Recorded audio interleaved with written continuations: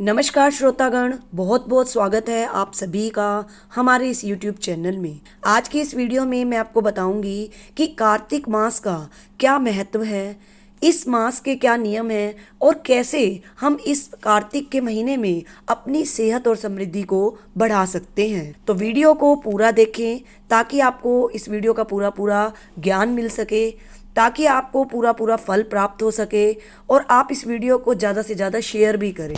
और अगर आप हमारे चैनल पर नए हैं तो प्लीज़ चैनल को सब्सक्राइब करें और वीडियो को लाइक करें। तो आइए जानते हैं कि कार्तिक मास का क्या महत्व है और क्या नियम है। भगवान विष्णु का प्रिय कार्तिक मास अश्विन मास की पूर्णिमा तिथि के बाद से आरंभ हो जाता है। कार्तिक मास को भगवान विष्णु की पूजा और तुलसी की पूजा के लिए सबसे श्रेष्ठ माना जाता है।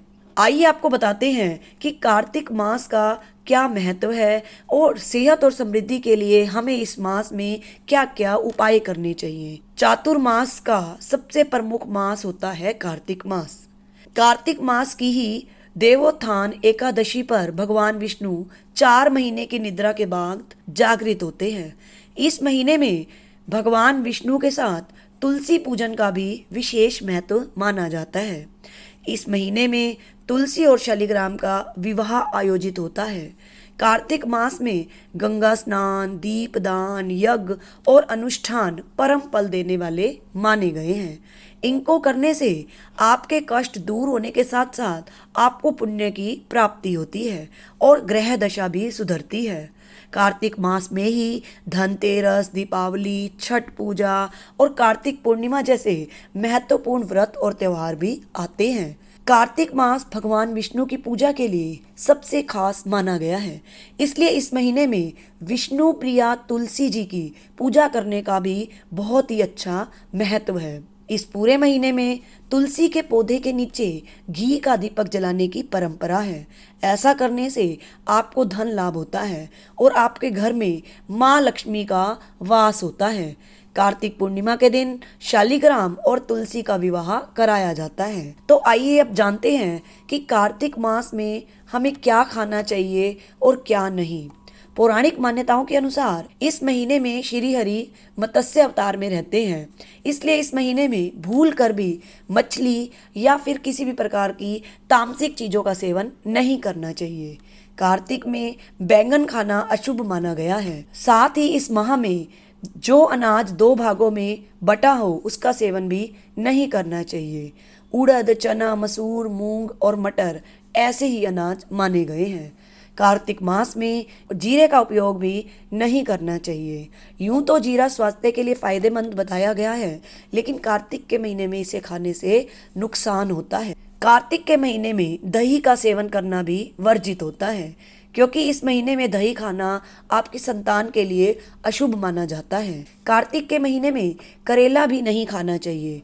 ऐसा माना जाता है कि करेला वात रोग बढ़ाने वाली सब्जी है।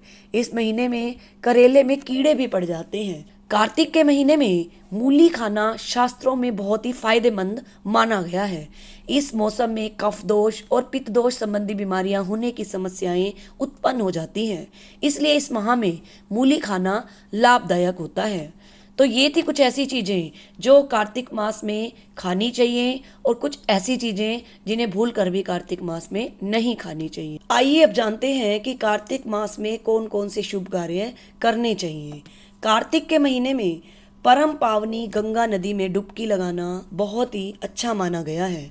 अगर आप गंगा में स्नान नहीं कर सकते तो घर पर नहाने के पानी में गंगा जल मिलाकर स्नान करना चाहिए।